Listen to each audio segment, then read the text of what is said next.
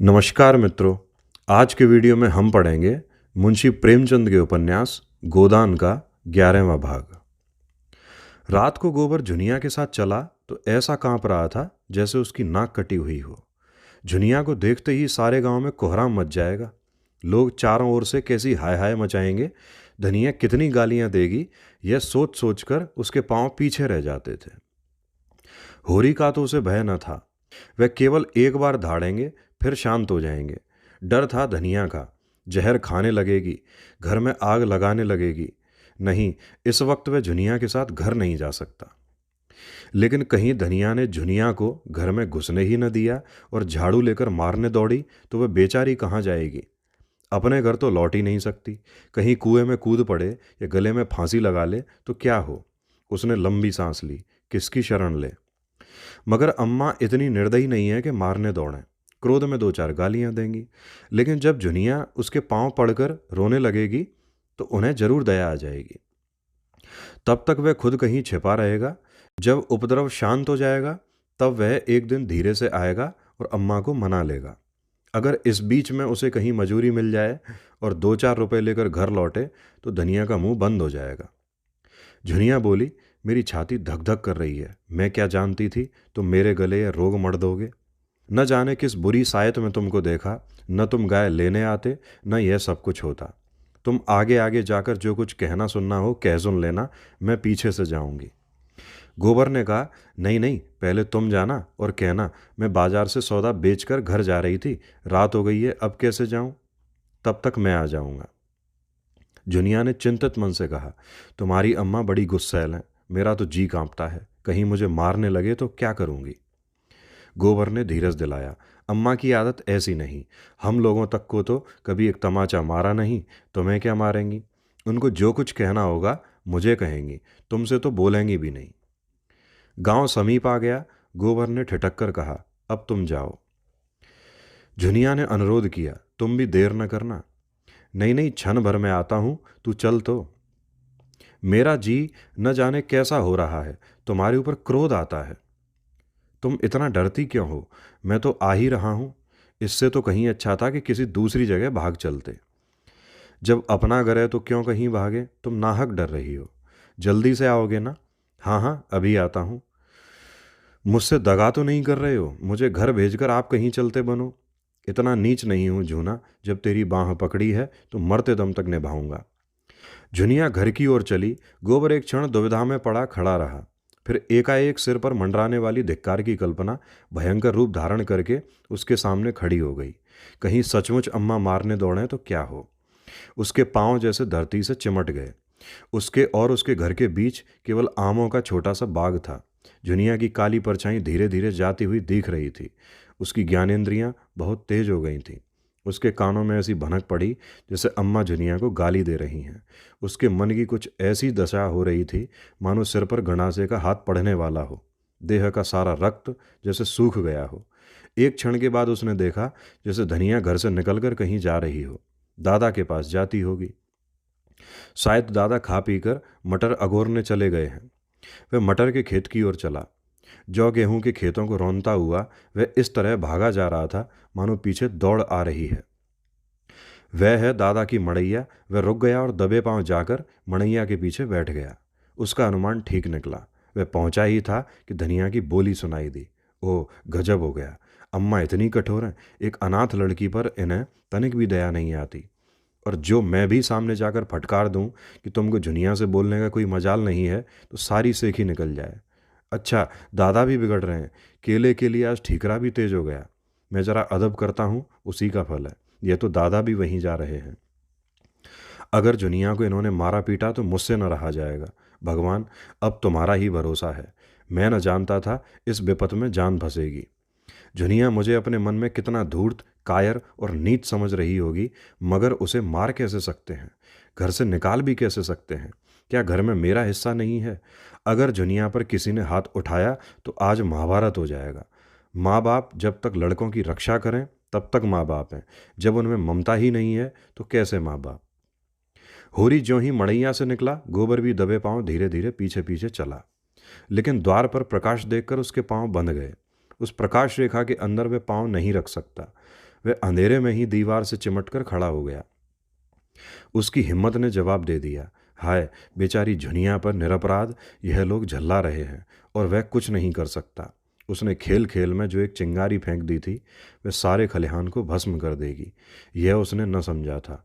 और अब उसमें इतना साहस न था कि सामने आकर कहे, हाँ मैंने चिंगारी फेंकी थी। जिन टिकौनों से उसने अपने मन को संभाला था वे सब इस भूकंप में नीचे आ रहे और वह झोंपड़ा नीचे गिर पड़ा। वह पीछे लौटा, अब वह झुनिया को क्या मुंह दिखाए। वह 100 कदम चला, पर इस तरह जैसे कोई सिपाही मैदान से भागे। उसने झुनिया से प्रीति और विवाह की जो बातें की थी वे सब याद आने लगी। वह अभिसार की मीठी स्मृतियां याद आईं। अभिसार अर्थात मिलन। जब वह अपने उन्मत्त उसासों में, अपनी नशीली चितवनों में मानो अपने प्राण निकालकर उसके चरणों पर रख देता था। झुनिया किसी वियोगी पक्षी की भांति अपने छोटे से घोंसले में एकांत जीवन काट रही थी। वहां नर का मत आग्रह न था, न वह उद्दीप्त उल्लास, न शावकों की मीठी आवाज़ें, मगर बहेलिए का जाल और छल भी तो वहां न था। गोबर ने उसके एकांत घोंसले में जाकर उसे कुछ आनंद पहुंचाया या नहीं कौन जाने, पर उसे विपत्ति में तो डाल ही दिया। वह संभल गया। भागता हुआ सिपाही मानो अपने एक साथी का बढ़ावा सुनकर पीछे लौट पड़ा। उसने द्वार पर आकर देखा तो किवाड़ बंद हो गए थे। किवाड़ों के दराजों से प्रकाश की रेखाएं बाहर निकल रही थीं। उसने एक दराज से अंदर झांका। धनिया और झुनिया बैठी हुई थी। होरी खड़ा था। झुनिया की सिसकियां सुनाई दे रही थी और धनिया उसे समझा रही थी, बेटी तू चलकर घर में बैठ, मैं तेरे काका और भाइयों को देख लूंगी। जब तक हम जीते हैं किसी बात की चिंता नहीं है। हमारे रहते कोई तुझे तिरछी आंखों देख भी नहीं सकेगा। गोबर गदगद हो गया। आज वे किसी लायक होता तो दादा और अम्मा को सोने से मढ़ देता और कहता, अब तुम कुछ न करो, आराम से बैठे खाओ और जितना दान पुण्य चाहो करो। झुनिया के प्रति अब उसे कोई शंका नहीं है। वह उसे जो आश्रय देना चाहता था वह मिल गया। झुनिया उसे दगाबाज समझती है तो समझे, वह तो अब तभी घर आएगा जब वह पैसे के बल से सारे गांव का मुंह बंद कर सके और दादा और अम्मा उसे कुल का कलंक न समझकर कुल का तिलक समझें। मन पर जितना ही गहरा आघात होता है उसकी प्रतिक्रिया भी उतनी ही गहरी होती है। इस अपकीर्ति और कलंक ने गोबर के अंतस्तल को मथकर वह रत्न निकाल लिया जो अभी तक छिपा पड़ा था। आज पहली बार उसे अपने दायित्व का ज्ञान हुआ और उसके साथ ही संकल्प भी। अब तक वह कम से कम काम करता और ज़्यादा से ज़्यादा खाना अपना हक समझता था। उसके मन में कभी यह विचार ही नहीं उठा था कि घर वालों के साथ उसका कुछ भी कर्तव्य है। आज माता पिता की उदात्त क्षमा ने जैसे उसके हृदय में प्रकाश डाल दिया। जब धनिया और जुनिया भीतर चली गईं तो वह होरी की उसी मड़ैया में जा बैठा और भविष्य के मंसूबे बांधने लगा। शहर में बेलदारों को 5-6 आने रोज मिलते हैं, यह उसने सुन रखा था। अगर उसे 6 आने रोज मिलें और वह एक आने में गुजर कर ले तो 5 आने रोज बच जाएं। महीने में 10 रुपए होते हैं और साल भर में 125। वह 125 की थैली लेकर घर आए तो किसकी मजाल है जो उसके सामने मुंह खोल सके। यही दाता दीन और यही पटेश्वरी आकर उसकी हाँ में हाँ मिलाएंगे और जुनिया तो मारे गर्व के फूल जाए। 2-4 साल वह इसी तरह कमाता रहे तो घर का सारा दलिद्र मिट जाए, अर्थात दरिद्रता, गरीबी। अभी तो सारे घर की कमाई भी 125 नहीं होती, अब वह अकेला 125 कमाएगा। यही तो लोग कहेंगे कि मजूरी करता है। कहने दो, मजूरी करना कोई पाप तो नहीं है और सदा 6 आने ही थोड़ी मिलेंगे। जैसे जैसे वह काम में होशियार होगा मजूरी भी तो बढ़ेगी। तब वह दादा से कहेगा, अब तुम घर बैठकर भगवान का भजन करो। इस खेती में जान खपाने के सिवा और क्या रखा है। सबसे पहले वह एक पछाई गाय लाएगा जो 4-5 सेर दूध देगी और दादा से कहेगा, तुम गौ माता की सेवा करो, इससे तुम्हारा लोक भी बनेगा और परलोक भी। और क्या, एक आने में उसका गुजर आराम से ना होगा। घर द्वार लेकर क्या करना है, किसी के ओसारे में पड़ रहेगा। सैकड़ों मंदिर हैं, धर्मशाले हैं, और फिर कि जिसकी मजदूरी वह करेगा क्या वह उसे रहने के लिए जगह ना देगा। आटा रुपए का 10 सेर आता है, एक आने में 2.5 पाव हुआ। एक आने का तो वह आटा ही खा जाएगा। लकड़ी, दाल, नमक, साग, यह सब कहाँ से आएगा। दोनों जून के लिए सेर भर तो आटा ही चाहिए। ओह, खाने की तो कुछ ना पूछो। मुट्ठी भर चने में भी काम चल सकता है, हलवा और पूरी खाकर भी काम चल सकता है, जैसी कमाई हो। वह आध सेर आटा खाकर दिन भर मजे से काम कर सकता है। इधर उधर से उपले चुन लिए, लकड़ी का काम चल गया। कभी 1 पैसे की दाल ले ली, कभी आलू। आलू भूनकर भुर्ता बना लिया। यहाँ दिन काटना है कि चैन करना है। पत्तल पर आटा गूंथा, उपलों पर बाटियां सेकी, आलू भूनकर भुर्ता बनाया और मजे से खाकर सो रहे। घर ही पर कौन दोनों जून रोटी मिलती है, 1 जून चबेना ही मिलता है, वहां भी 1 जून चबेने पर काटेंगे। उसे शंका हुई, अगर कभी मजूरी न मिली तो वह क्या करेगा। मगर मजूरी क्यों ना मिलेगी, जब वह जी तोड़कर काम करेगा तो 100 आदमी उसे बुलाएंगे। काम सबको प्यारा होता है, चाम नहीं प्यारा होता। यहाँ भी तो सूखा पड़ता है, पाला गिरता है, ऊख में दीमक लगते हैं, जौ में गेरुई लगती है, सरसों में लाही लग जाती है। उसे रात को कोई काम मिल जाएगा तो उसे भी न छोड़ेगा। दिन भर मजूरी की, रात कहीं चौकीदारी कर लेगा। 2 आने भी रात के काम में मिल जाएं तो चांदी है। जब वह लौटेगा तो सबके लिए साड़ियाँ लाएगा, झुनिया के लिए हाथ का कंगन जरूर बनवाएगा और दादा के लिए एक मुंडासा लाएगा।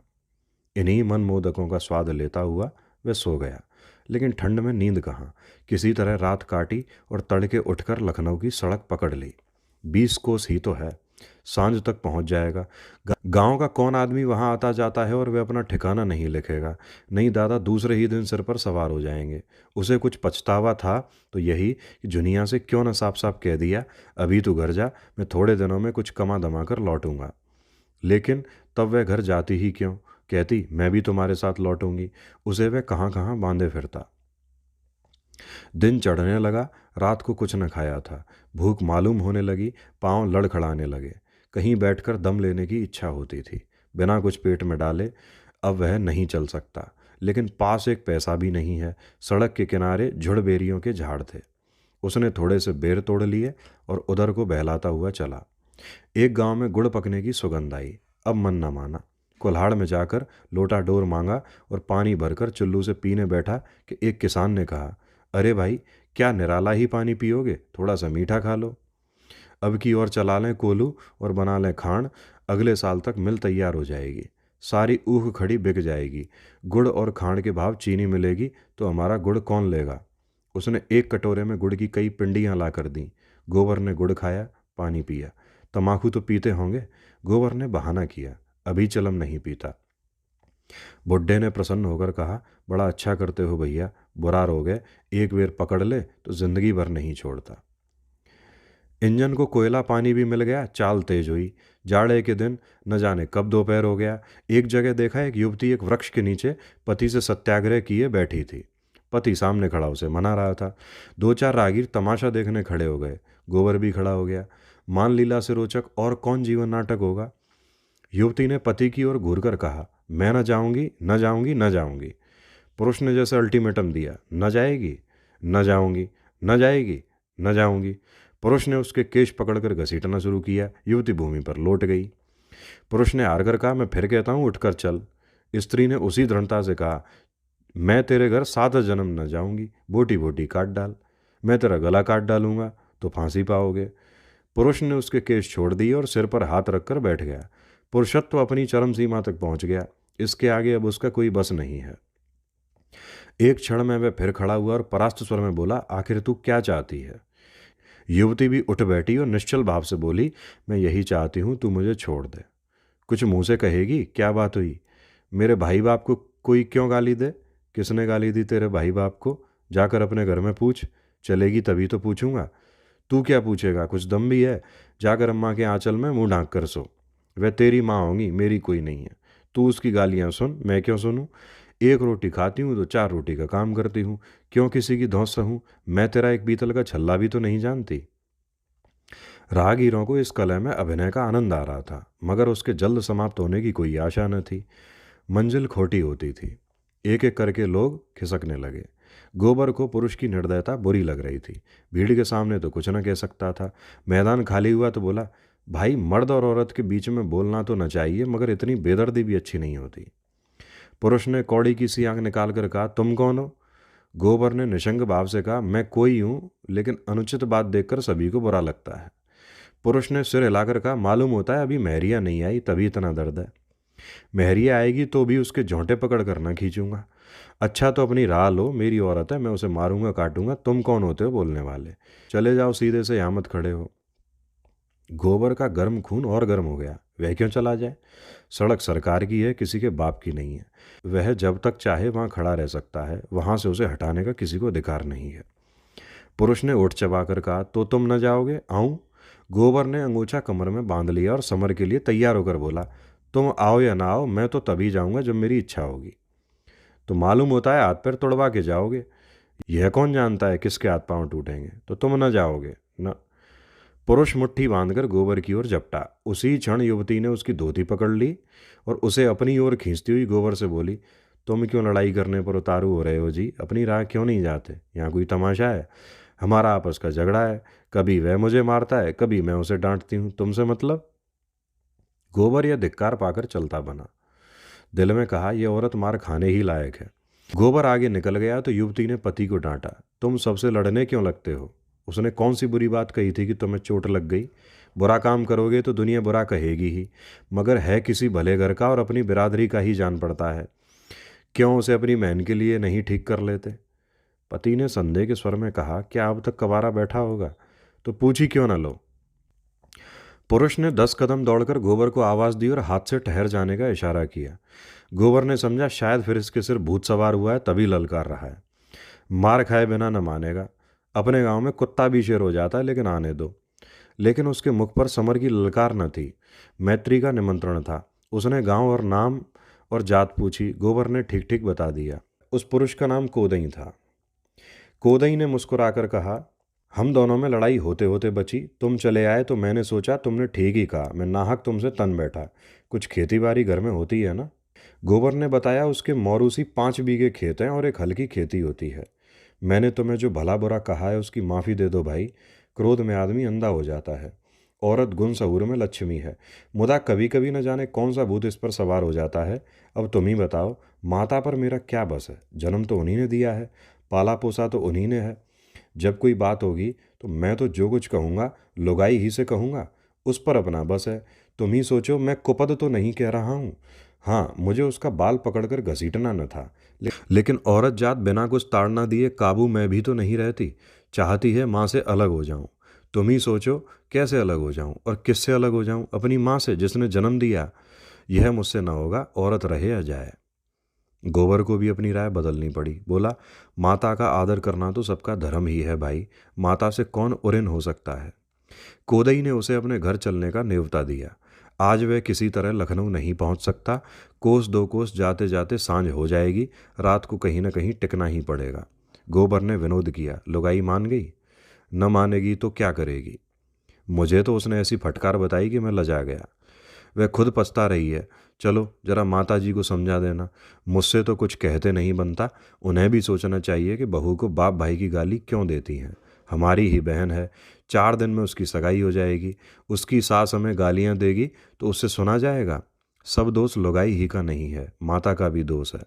जब हर बात में वे अपनी बेटी का पक्ष करेंगी तो हमें बुरा लगेगा ही। इसमें इतनी बात अच्छी है कि घर से रूठ कर चली जाए, पर गाली का जवाब गाली से नहीं देती। गोबर को रात के लिए कोई ठिकाना चाहिए था ही। कोदई के साथ हो लिया। दोनों फिर उसी जगह आए जहाँ युवती बैठी हुई थी। वह अब गृहिणी बन गई थी। जरा सा घूंघट निकाल लिया था और लजाने लगी थी। कोदई ने मुस्कुराकर कहा, यह तो आते ही न थे। कहते थे ऐसी डांट सुनने के बाद उनके घर कैसे जाएं? युवती ने घूंघट की आड़ से गोबर को देखकर कहा, इतनी ही डांट में डर गए? लुगाई आ जाएगी तब कहाँ भागोगे? गांव समीप ही था। गांव क्या था, पुरवा था 10-12 घरों का, जिसमें आधे खपरेल के थे, आधे फूस के। कोदई ने अपने घर पहुंचकर एक खाट निकाली, उस पर एक दरी डाल दी, शरबत बनाने को कह चिलम भर लाया और एक क्षण में वही युवती लोटे में शरबत लेकर आई और गोबर को पानी का एक छींटा मारकर मानो क्षमा मांग ली। वह अब उसका नंदोई हो रहा था, फिर क्यों ना अभी से छेड़छाड़ शुरू कर दे। गोबर अंधेरे ही मुंह उठा और कोदई से विदा मांगी। सबको मालूम हो गया था कि उसका ब्याह हो चुका है, इसलिए उससे कोई विवाह संबंधी चर्चा नहीं की। उसके शील स्वभाव ने सारे घर को मुग्ध कर लिया था। कोदई की माता को तो उसने ऐसे मीठे शब्दों में और उसके मातृपद की रक्षा करते हुए ऐसा उपदेश दिया कि उसने प्रसन्न होकर आशीर्वाद दिया था। तुम बड़ी हो माता जी, पूज्य हो। पुत्र माता के ऋण से 100 जन्म लेकर भी उऋण नहीं हो सकता, लाख जन्म लेकर भी उऋण नहीं हो सकता, करोड़ जन्म लेकर भी नहीं। बुढ़िया इस संख्यातीत श्रद्धा पर गदगद हो गई। इसके बाद गोबर ने जो कुछ कहा उसमें बुढ़िया को अपना मंगल ही दिखाई दिया। वैद्य एक बार रोगी को चंगा कर दे, फिर रोगी उसके हाथों विष भी खुशी से पी लेगा। अब जैसे आज ही बहू घर से रूठ कर चली गई तो किसकी हेटी हुई, बहू को कौन जानता है, किसकी लड़की है किसकी नातिन है कौन जानता है। संभव है उसका बाप घसियारा ही रहा हो। बुढ़िया ने निश्चयात्मक भाव से कहा, घसियारा तो है ही बेटा, पक्का घसियारा। सवेरे उसका मुंह देख लो तो दिन भर पानी न मिले। गोबर बोला, तो ऐसे आदमी की क्या हंसी हो सकती है? हंसी हुई तुम्हारी और तुम्हारे आदमी की, जिसने पूछा यही पूछा कि किसकी बहू है। फिर वह अभी लड़की है, अबोध अल्लड़, नीच माता पिता की लड़की है, अच्छी कहाँ से बन जाए। तुमको तो बूढ़े तोते को राम नाम पढ़ाना पड़ेगा, मारने से तो वह पढ़ेगा नहीं। उसे तो सहज स्नेह ही से पढ़ाया जा सकता है। ताड़ना भी दो लेकिन उसके मुंह मत लगो, उसका तो कुछ नहीं बिगड़ता, तुम्हारा अपमान होता है। जब गोबर चलने लगा तो बुढ़िया ने खांड और सत्तू मिलाकर उसे खाने को दिया। गांव के और कई आदमी मजूरी की टोह में शहर जा रहे थे। बातचीत में रास्ता कट गया और 9 बजते बजते सब लोग अमीनाबाद के बाजार में जा पहुंचे। गोबर हैरान था, इतने आदमी नगर में कहाँ से आ गए। आदमी पर आदमी गिरा पड़ता था। उस दिन बाजार में 400-500 मजदूरों से कम न थे। राज और बढ़ई और लोहार और बेलदार और खाट बुनने वाले और टोकरी ढोने वाले और संगतराश सभी जमा थे। गोबर ये जमघट देखकर निराश हो गया। इतने सारे मजूरों को कहाँ काम मिला जाता है, और उसके हाथ में तो कोई औजार भी नहीं है। कोई क्या जानेगा कि वह क्या काम कर सकता है, कोई उसे क्यों रखने लगा, बिना औजार के उसे कौन पूछेगा। धीरे धीरे एक एक करके मजूरों को काम मिलता जा रहा था। कुछ लोग निराश होकर घर लौटे जा रहे थे। अधिकतर वे बूढ़े और निकम्मे बच रहे थे जिनका कोई पुछत्तर न था, और उन्हीं में गोबर भी था। लेकिन अभी आज उसके पास खाने को है, कोई गम नहीं। सहसा मिर्जा खुर्शेद ने मजदूरों के बीच में आकर ऊंची आवाज से कहा, जिसको 6 आने पर आज काम करना हो वह मेरे साथ आए। सबको 6 आने मिलेंगे, 5 बजे छुट्टी मिलेगी।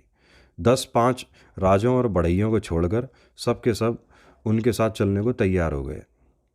400 फटे आलों की एक विशाल सेना सज गई। आगे मिर्जा थे, कंधे पर मोटा सोटा रखे हुए। पीछे भुखमरों की लंबी कतार थी, जैसे भेड़ें हों। एक बूढ़े ने मिर्जा से पूछा, कौन काम करना है मालिक?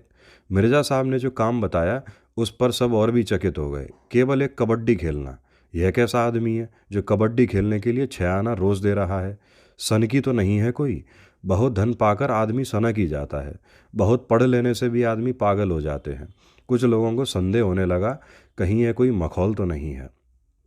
यहाँ से घर पर ले जाकर कह दे कोई काम नहीं है, तो कौन इसका क्या कर लेगा? वह चाहे कबड्डी खिलाए, चाहे आंख मिचौनी, चाहे गुल्ली डंडा, मजूरी पेशगी दे दे। ऐसे झक्कड़ आदमी का क्या भरोसा। गोबर ने डरते डरते कहा, मालिक हमारे पास कुछ खाने को नहीं है, पैसे मिल जाएं तो कुछ लेकर खा लूं।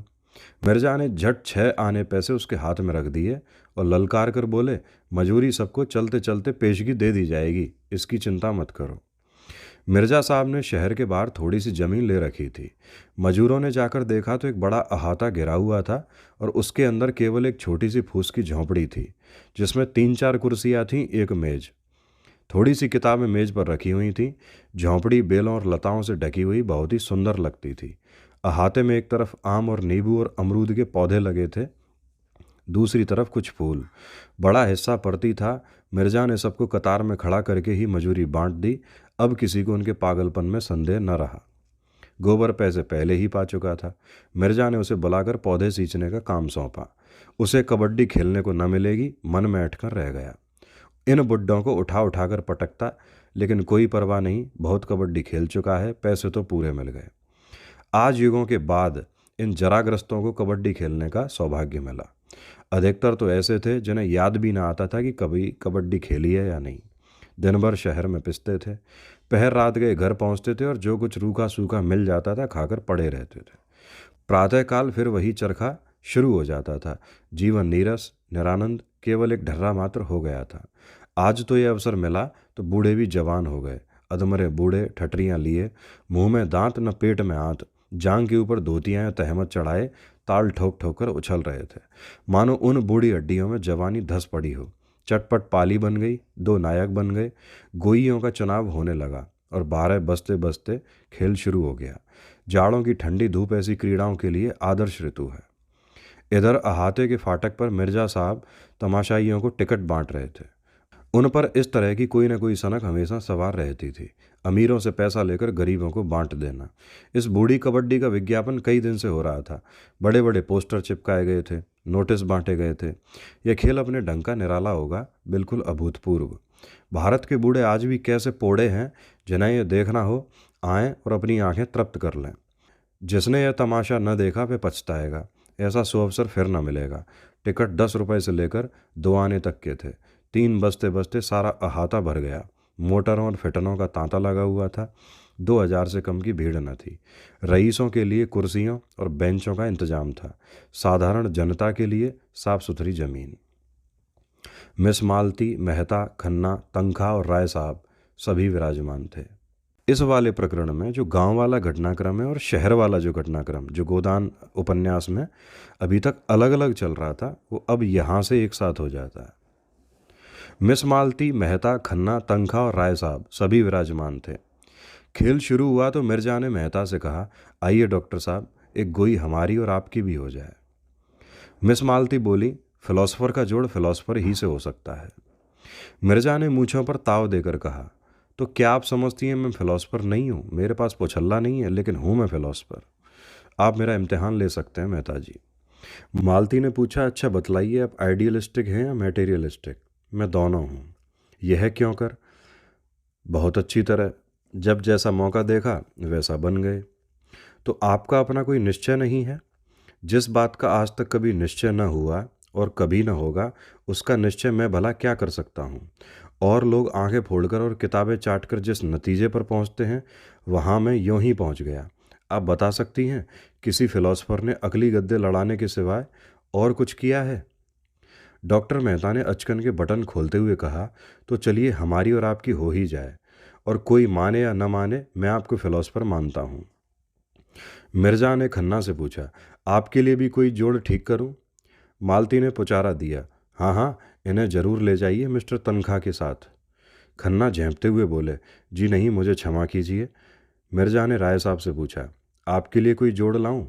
राय साहब बोले, मेरा जोड़ तो ओंकारनाथ का है, मगर वे आज नजर ही नहीं आते। मिर्जा और मेहता भी नंगी देह केवल जांघिए पहने हुए मैदान में पहुंच गए।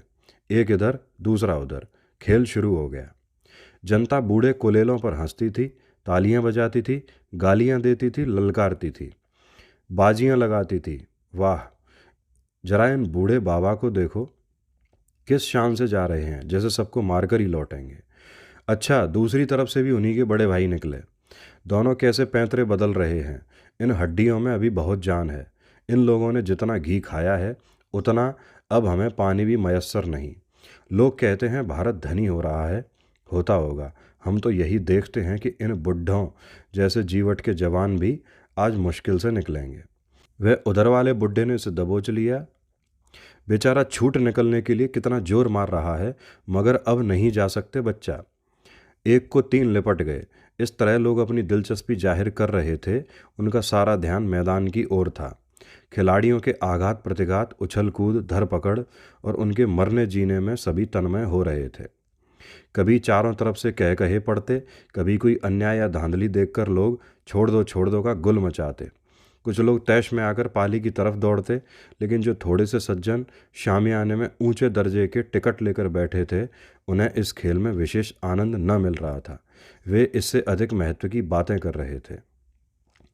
खन्ना ने जिंजर का गिलास खाली करके सिगार सुलगाया और राय साहब से बोले, मैंने आपसे कह दिया, बैंक इससे कम सूद पर किसी तरह राजी न होगा, और यह रियायत भी मैंने आपके साथ की है, क्योंकि आपके साथ घर का मामला है। राय साहब ने मूंछों में मुस्कुराहट लपेटकर कहा, आपकी नीति में घर वालों को ही उल्टे छुरे से हलाल करना चाहिए। यह आप क्या फरमा रहे हैं? ठीक कह रहा हूँ। सूर्य प्रताप सिंह से आपने केवल 7% लिया है, मुझसे 9% मांग रहे हैं, और उस पर एहसान भी रखते हैं। क्यों ना हो? खन्ना ने कह कहा मारा, मानो यह कथन हंसने के ही योग्य हो।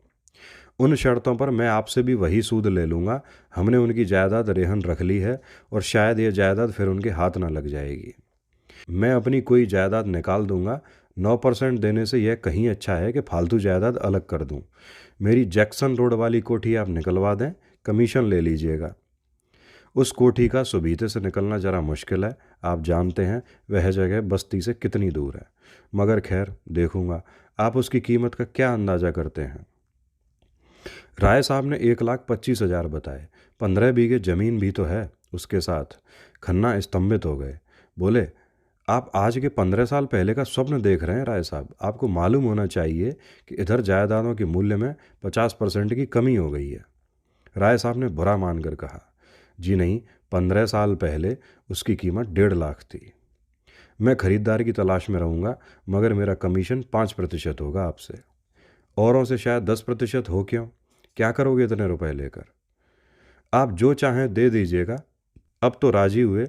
शुगर के हिस्से अभी तक आपने न खरीदे, अब बहुत थोड़े से हिस्से बच रहे हैं, शेयर्स।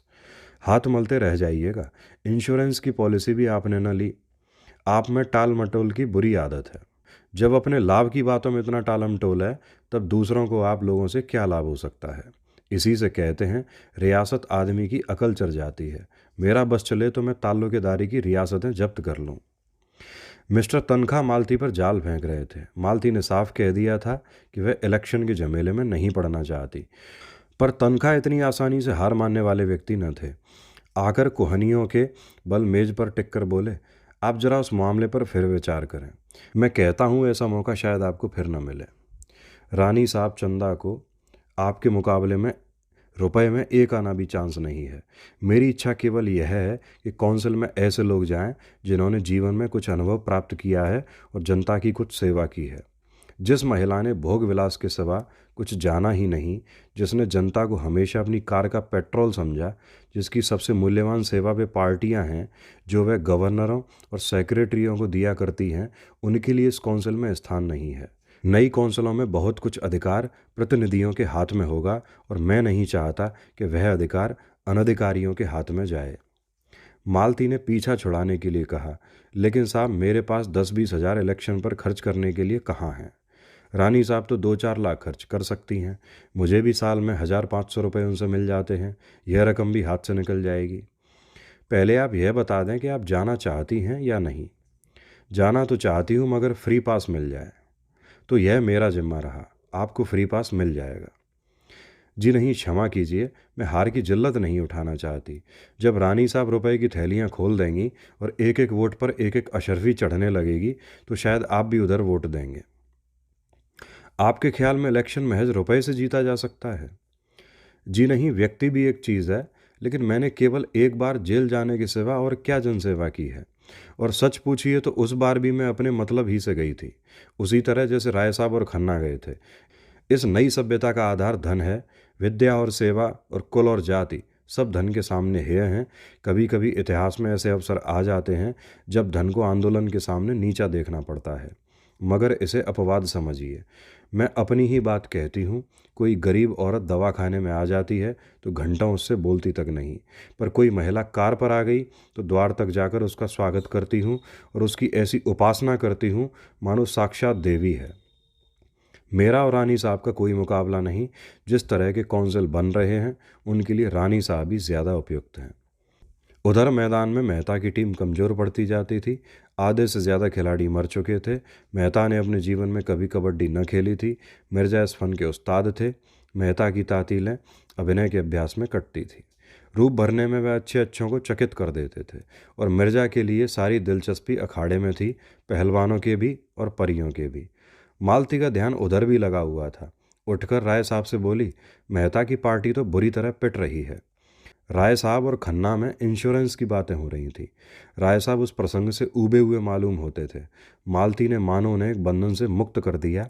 उठकर बोले, जी हाँ, पिट तो रही है। मिर्जा पक्का खिलाड़ी है। मेहता को यह क्या सनक सूझी? व्यर्थ अपनी भद्द करा रहे हैं। इसमें काहे की भद्द, दिल लगी ही तो है। मेहता की तरफ से जो बाहर निकलता है वही मर जाता है। एक क्षण के बाद उसने पूछा, क्या इस खेल में हाफ टाइम नहीं होता? खन्ना को शरारत सूझी। बोले, आप चले थे मिर्जा से मुकाबला करने, समझते थे यह भी फिलॉसफी है। मैं पूछती हूँ, इस खेल में हाफ टाइम नहीं होता? खन्ना ने फिर चढ़ाया, अब खेल ही खत्म हुआ जाता है। मज़ा आएगा तब जब मिर्जा मेहता को दबोच कर रगड़ेंगे और मेहता साहब ची बोलेंगे। मैं तुमसे नहीं पूछती, राय साहब से पूछती हूँ। राय साहब बोले, इस खेल में हाफ टाइम एक ही एक आदमी तो सामने आता है। अच्छा, मेहता का एक आदमी और मर गया। खन्ना बोले, आप देखती रहिए, इसी तरह सब मर जाएंगे और आखिर में मेहता साहब भी मरेंगे। मालती जल गई। आपकी हिम्मत न पड़ी बाहर निकलने की? मैं गवारों के खेल नहीं खेलता, मेरे लिए टेनिस है। टेनिस में भी मैं तुम्हें सैकड़ों गेम दे चुकी हूँ। आपसे जीतने का दावा ही कब है? अगर दावा हो तो मैं तैयार हूँ। मालती उन्हें फटकार बताकर फिर अपनी जगह पर आ बैठी। किसी को मेहता से हमदर्दी नहीं है। कोई यह नहीं कहता कि अब खेल खत्म कर दिया जाए। मेहता भी अजीब बुद्धू आदमी है। कुछ धांधली क्यों नहीं कर बैठते? यहाँ अपनी न्यायप्रियता दिखा रहे हैं। अभी हार कर लौटेंगे तो चारों तरफ से तालियां पड़ेंगी। अब शायद 20 आदमी उनकी तरफ और होंगे और लोग कितने खुश हो रहे हैं। ज्यों-ज्यों अंत समीप आता जाता था, लोग अधीर होते जाते थे और पाली की तरफ बढ़ते जाते थे। रस्सी का जो एक कटघरा सा बनाया गया था, वह तोड़ दिया गया। स्वयंसेवक रोकने की चेष्टा कर रहे थे, पर उस उत्सुकता के उन्माद में उनकी एक न चलती थी। यहाँ तक कि ज्वार अंतिम बिंदु तक आ पहुँचा और मेहता अकेले बच गए और अब उन्हें गूंगे का पार्ट खेलना पड़ा। अब सारा दारोमदार उन्हीं पर है। अगर वे बचकर अपनी पाली में लौट आते हैं तो उनका पक्ष बचता है, नहीं हार का सारा अपमान और लज्जा लिए हुए उन्हें लौटना पड़ता है। वह दूसरे पक्ष के जितने आदमियों को छूकर अपनी पाली में आएंगे, वह सब मर जाएंगे और उतने ही आदमी उनकी तरफ जी उठेंगे। सबकी आंखें मेहता की ओर लगी हुई थी। वह मेहता चले। जनता ने चारों ओर से आकर पाली को घेर लिया। तन्मयता अपनी पराकाष्ठा पर थी। मेहता कितने शांत भाव से शत्रुओं की ओर जा रहे हैं। उनकी प्रत्येक गति जनता पर प्रतिबिंबित हो जाती है। किसी की गर्दन टेढ़ी हुई जाती है, कोई आगे को झुका पड़ता है। वातावरण गर्म हो गया। पारा ज्वाला बिंदु पर आ पहुंचा है। मेहता शत्रु दल में घुसे, दल पीछे हटता जाता है। उनका संगठन इतना दृढ़ है कि मेहता की पकड़ या स्पर्श में कोई नहीं आ रहा है।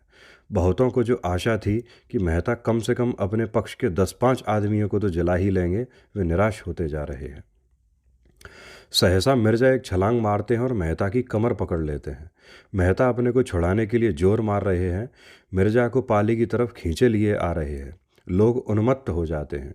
अब इसका पता चलना मुश्किल है कि कौन खिलाड़ी है, कौन तमाशाई। सब एक गड्ढमड्ढ हो गए हैं। मिर्जा और मेहता में मल्लयुद्ध हो रहा है। मिर्जा के कई बुड्ढे मेहता की तरफ लपके और उनसे लिपट गए। मेहता जमीन पर चुपचाप पड़े हुए हैं।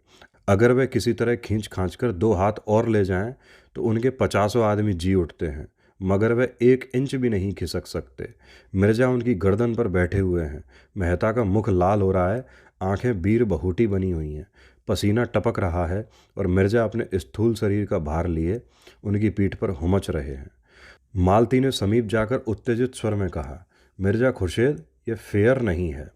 बाजी ड्रॉन रही। खुर्शीद ने मेहता की गर्दन पर एक गस्सा लगाकर कहा, जब तक ये ची न बोलेंगे मैं हरगिज न छोड़ूंगा। क्यों नहीं ची बोलते? मालती और आगे बढ़ी। ची बुलाने के लिए आप इतनी जबरदस्ती नहीं कर सकते। मिर्जा ने मेहता की पीठ पर हुमच कर कहा, बेशक कर सकता हूँ। आप इनसे कह दें ची बोलें, मैं अभी उठा जाता हूँ। मेहता ने एक बार फिर उठने की चेष्टा की, पर मिर्जा ने उनकी गर्दन दबा दी। मालती ने उनका हाथ पकड़कर घसीटने की कोशिश करके कहा, यह खेल नहीं, अदावत है। अदावत ही सही, आप न छोड़ेंगे? उसी वक्त जैसे कोई भूकंप आ गया। मिर्जा साहब जमीन पर पड़े हुए थे और मेहता दौड़े हुए पाली की ओर भागे जा रहे थे, और हजारों आदमी पागलों की तरह टोपियां और पगड़ियां और छड़ियां उछाल रहे थे। कैसे यह काया पलट हुई, कोई समझ न सका। मिर्जा ने मेहता को गोद में उठा लिया और लिए हुए शामियाने तक आए। प्रत्येक मुख पर यह शब्द थे, डॉक्टर साहब ने बाजी मार ली। और प्रत्येक आदमी इस हारी हुई बाजी के एक बारगी पलट जाने पर विस्मित था। सभी मेहता के जीवट और धैर्य का बखान कर रहे थे। मजदूरों के लिए पहले से नारंगियां मंगा ली गई थीं। उन्हें एक एक नारंगी देकर विदा किया गया। शामियाने में मेहमानों के चाय पानी का आयोजन था। मेहता और मिर्जा एक ही मेज पर आमने सामने बैठे। मालती मेहता के बगल में बैठी। मेहता ने कहा, मुझे आज एक नया अनुभव हुआ। महिला की सहानुभूति हार को जीत बना सकती है। मिर्जा ने मालती की ओर देखा। अच्छा, यह बात थी। जभी तो मुझे हैरत हो रही थी कि आप एकाएक कैसे ऊपर आ गए। मालती शर्म से लाल हुई जाती थी। बोली, आप बड़े बेमुरव्वत आदमी हैं मिर्जा जी, मुझे आज मालूम हुआ। कसूर इनका था। ये क्यों ची नहीं बोलते थे? मैं तो ची न बोलता। चाहे आप मेरी जान ही ले लेते। कुछ देर मित्रों में गपशप होती रही, फिर धन्यवाद के और मुबारकबाद के भाषण हुए और मेहमान लोग विदा हुए। मालती को भी एक विजिट करनी थी, वह भी चली गईं। केवल मेहता और मिर्जा रह गए। उन्हें अभी स्नान करना था, मिट्टी में सने हुए थे, कपड़े कैसे पहनते। गोबर पानी खींच लाया और दोनों दोस्त नहाने लगे। मिर्जा ने पूछा, शादी कब तक होगी? मेहता ने अचंभे में आकर पूछा, किसकी? आपकी। मेरी शादी किसके साथ हो रही है? वाह, आप तो ऐसे उड़ रहे हैं गोया यह भी छिपाने की बात है। नहीं नहीं, मैं सच कहता हूँ, मुझे बिल्कुल खबर नहीं है। क्या मेरी शादी होने जा रही है? और आप क्या समझते हैं, मिस मालती आपकी कंपेनियन बनकर रहेंगी? मेहता गंभीर भाव से बोले, आपका ख्याल बिल्कुल गलत है मिर्जा जी। मिस मालती हसीन हैं, खुश मिजाज हैं, समझदार हैं, रोशन ख्याल हैं और उनमें कितनी खूबियाँ हैं। लेकिन मैं अपनी जीवन संगिनी में जो बात देखना चाहता हूँ वह उनमें नहीं है और न शायद हो सकती है।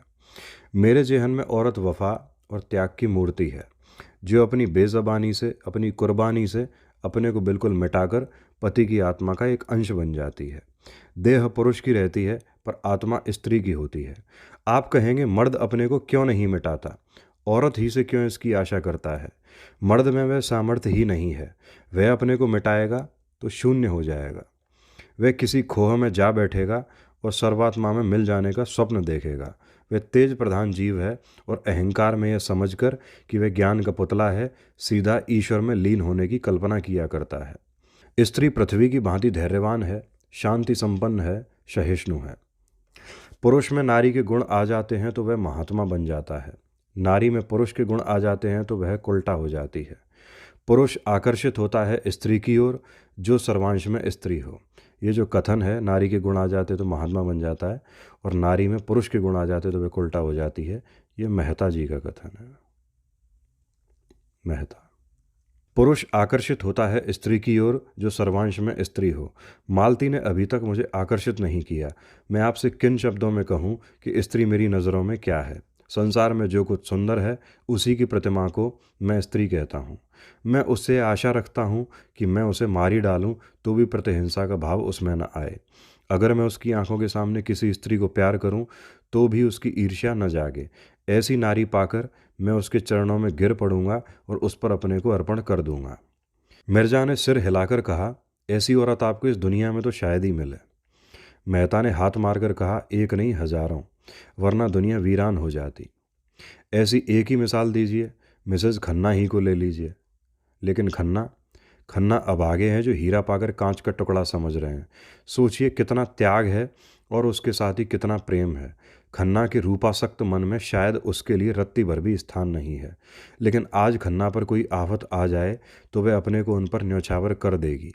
खन्ना आज अंधे या कोड़ी हो जाएं तो भी उसकी वफादारी में फ़र्क ना आएगा। अभी खन्ना उसकी कद्र नहीं कर सकते हैं, मगर आप देखेंगे एक दिन यही खन्ना उसके चरण धो धोकर पिएंगे। मैं ऐसी बीवी नहीं चाहता जिससे मैं आइंस्टीन के सिद्धांत पर बहस कर सकूं या जो मेरी रचनाओं के प्रूफ देखा करे। मैं ऐसी औरत चाहता हूं जो मेरे जीवन को पवित्र और उज्जवल बना दे अपने प्रेम और त्याग से। खुर्शीद ने दाढ़ी पर हाथ फेरते हुए जैसे कोई भूली हुई बात याद करके कहा, आपका ख्याल बहुत ठीक है मिस्टर मेहता। ऐसी औरत अगर कहीं मिल जाए तो मैं भी शादी कर लूं, लेकिन मुझे उम्मीद नहीं है कि मिले। मेहता ने हंसकर कहा, आप भी तलाश में रहिए, मैं भी तलाश में हूँ, शायद कभी तकदीर जागे।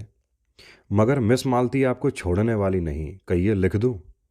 ऐसी औरतों से मैं केवल मनोरंजन कर सकता हूँ, ब्याह नहीं। ब्याह तो आत्मसमर्पण है।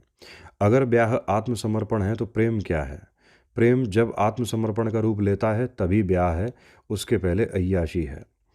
मेहता ने कपड़े पहने और विदा हो गए। शाम हो गई थी।